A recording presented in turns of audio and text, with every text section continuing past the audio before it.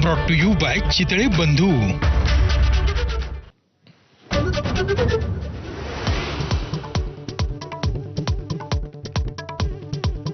सरपंच संतोष देशमुखांचा मारेकरी कृष्णा आंधळे अद्याप फरार।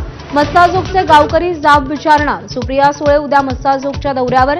नियोजनासाठी आज गावकऱ्यांची बैठक।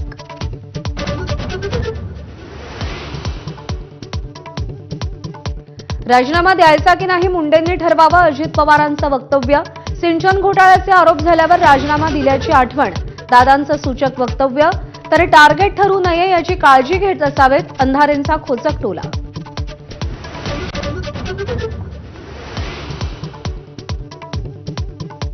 येत्या एप्रिल किंवा मे महिन्यात महापालिका निवडणुका होण्याची शक्यता। महसूल मंत्री चंद्रशेखर बावनकुळेंची माहिती। पुणे महापालिकेत कमळ फुलवा, कार्यकर्त्यांना तयारीला लागण्याचे आदेश।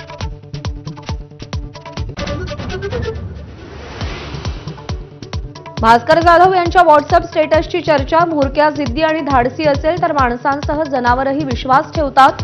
स्टेटसमधील म्होरक्या कोण? चर्चांना उधाण।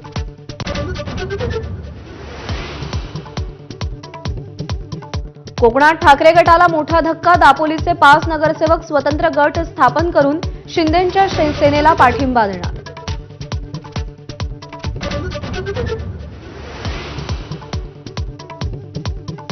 कोविडमध्ये ठेवीदारांच्या कोट्यवधींच्या ठेवीवर आरोपाची सावकारी। न्यू इंडिया कोऑपरेटिव्ह बँकेचा मॅनेजर हितेश मेहताची कबुली।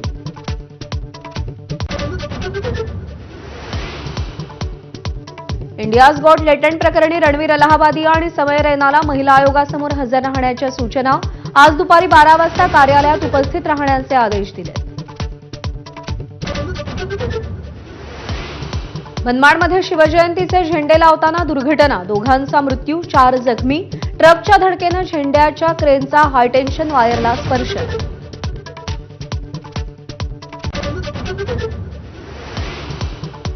वर्ध्याच्या सिंदी रेल्वेमध्ये अनियंत्रित ट्रकला घरात शिरल्यानंतर आग। सुदैवानं जीवितहानी नाही। घरातील साहित्याचं प्रचंड नुकसान।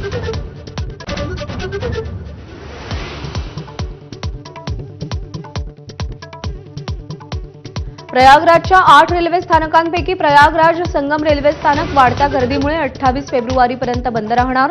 अन्य 7 रेल्वे स्थानकं सुरूच राहणार। Headlines brought to you by Chitale बंधू।